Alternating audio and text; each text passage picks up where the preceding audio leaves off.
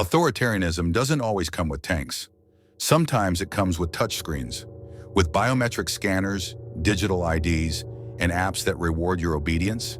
This is not the dystopia of boot stomping on a human face. This is the future of engineered convenience and invisible control. Welcome to the era of the smart city. In this episode of the Watchtower Report, we go beneath the surface of digital utopias. Because behind every smart traffic light and contactless payment system, there's a deeper question. What do you trade for efficiency? And who decides what freedoms are no longer necessary? This is the soft power of surveillance, and it's already here. The promise of the smart cities are marketed as the pinnacle of modern governance. Clean, efficient, safe, data-driven, sensors monitor traffic, AI regulates energy use, cameras prevent crime, seamless payments link transit, groceries, and public services. It sounds like a dream, and for many it is. Smart city designs promise a new social contract. In exchange for surrendering data, you get optimized infrastructure, predictive policing, and algorithmic resource allocation. But convenience is not neutral. And when the entire urban environment becomes a data harvesting platform, the city no longer serves a citizen. The citizen serves the system. It begins with traffic optimization. It ends with behavior modulation. Look closer at smart intersections in cities like Shenzhen or Singapore. Cameras read license plates and facial recognition tracks your journey.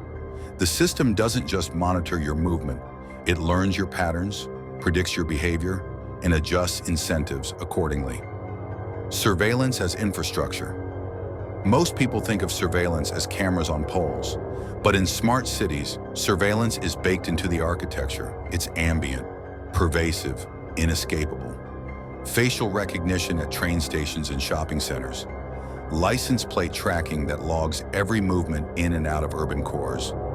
Biometric access to buildings, schools, and workplaces. Voice print analysis from publicly installed microphones. In places like Seoul and Dubai, this isn't theoretical. It's already operational.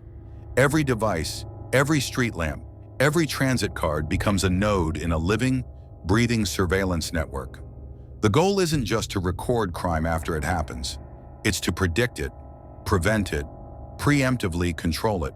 That means your digital history, social network, political views, and even walking gait become inputs in predictive policing systems. Predictive policing sounds efficient until it mistakes your identity or punishes you for a future crime you didn't commit. This is the logic of smart cities. When data defines trust, the margin for error becomes a prison. The rise of scoring systems enter the social operating system. In China, it's called the social credit score, but across the world, its components are being unbundled and reassembled.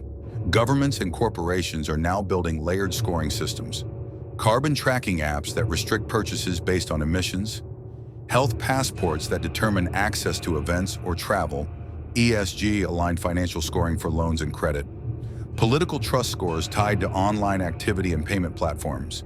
Each behavior becomes data. Each data point becomes leverage. In Italy and France, digital wallets are being programmed with carbon caps. In Canada and Australia, protesters have found their bank accounts frozen. The tools aren't labeled as authoritarian, they're labeled as responsible governance. But responsible to whom? And with what oversight? What happens when your behavior today quietly limits your opportunity tomorrow? The scoring system doesn't need to punish you, it just needs to subtly discourage the unapproved. Because when access to services becomes conditional, so does freedom. Governance without consent. The most dangerous shift is not in hardware. It's in the philosophy of governance. In smart cities, laws are replaced by protocols. You don't vote on a new restriction, it just arrives in your app. You don't petition your government, you contact tech support. In this environment, democracy becomes performative. Real authority lies in the invisible decisions made by code. Who writes the rules? Who owns the data? Who audits the algorithm that decides your risk score?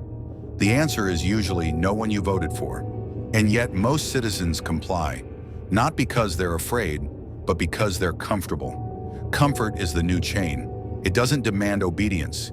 It just slowly removes alternatives. You can opt out of the system, but you can't opt out of the consequences. The global blueprint. This transformation isn't isolated, it's global. The smart city model is being exported through policy, financing, and influence networks. The UN's Sustainable Development Goals push for digital identity, smart infrastructure, and resilient urban environments. The World Bank and IMF fund biometric public service integration in Africa and Latin America. The EU is implementing digital identity wallets under the banner of inclusion and innovation. Meanwhile, US cities like San Francisco and New York are layering in AI-powered surveillance for traffic, crime, and even predictive housing risk scores. This is not just about technology, it's about standardizing power. The smart city becomes the template for global governance. And once that template is set, it becomes very difficult to question. Because by then, questioning the system may mark you as a threat. What happens to the citizen? As the city gets smarter, the citizen gets dumber, not in intelligence, but in autonomy. Your ability to think critically is replaced by prompts. Your rights are replaced by permissions. You trade your judgment for algorithms. You trade your privacy for speed. You trade your agency for access. You are not free, you are managed. And slowly you forget what freedom ever felt like. You become docile, efficient, optimized, but also vulnerable. Because when all your freedoms are conditional, all it takes is a single policy shift to lose them. The city of the future is coming. It will be clean, efficient, digital, connected, and profoundly controlled. Not through fear, but through architecture, through infrastructure, through code.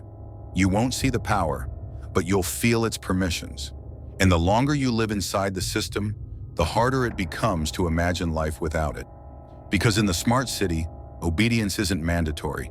It's just required for access. This is the Watchtower Report, where strategy meets reality.